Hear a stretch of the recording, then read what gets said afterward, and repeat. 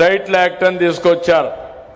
Title act అంటే మన భూమిని మొత్తం కూడా ఆ చట్టం కింద తీసుకొచ్చి ఎంఆర్ఓ, జాయింట్ కలెక్టర్, సిసిఎల్ఏ వీళ్ళు ఉంటారు అడ్మినిస్ట్రేషన్లో.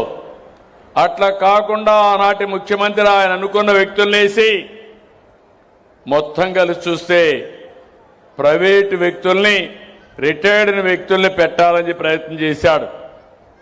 అంటే ఈరోజు మనం ఇంకొక పక్కన మన రికార్డులు ఉండవలసిన స్థలం ప్రభుత్వ ఆఫీసుల్లో ఉండాలి, కంప్యూటరైజేషన్ చేస్తే ప్రభుత్వ ఆధీనంలో ఉండాలి.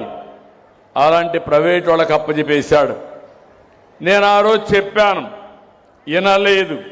అందుకే మీరందరూ గుర్తుపెట్టుకోవాల్సిన ఎన్నికల ముందు నేను ఆ రోజు ల్యాండ్ టైటిలింగ్ యాక్ట్ రద్దు చేస్తానని చెప్పడమే కాకుండా తగలబెట్టాను, పబ్లిక్ మీటింగ్లో తగలబెట్టాను.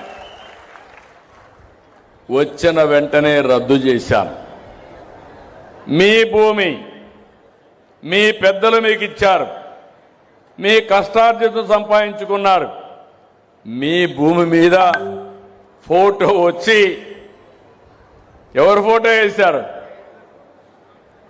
జ్ఞాపకం ఉందా? ఎవరు ఫోటో వేశారన్నాను. సైకో ఫోటో వేసుకున్నారా లేదా? అంటే భూమి మీది ఫోటో అయింది. నిద్ర లేస్తే మీరు ఆయన. మూడవది, ఇక్కడ ఇంట్లో పుస్తకం చూస్తేనే కనపడాలి. ఇంకో పక్క మీ పొలం దగ్గరికి కూడా మిమ్మల్ని వదిలిపెట్టలా. మీ ఎంటబడ్డాడు భూతం మారిగా. పొలం దగ్గరికి పోతే మామూలు రాళ్ళు కాదు, మోస్ట్ కాస్ట్లీయెస్ట్ ల్యాండ్ అవి. ఎక్కడంటే గెలాక్సీ గ్రనైట్, అది ఒంగోలులో దొరుకుతుంది.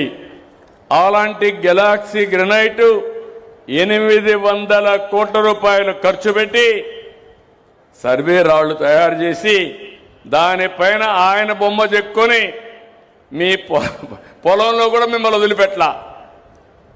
అంటే ఏం చెప్పాలి నాకైతే అర్థం కాదు. ఈ పిచ్చితనానికి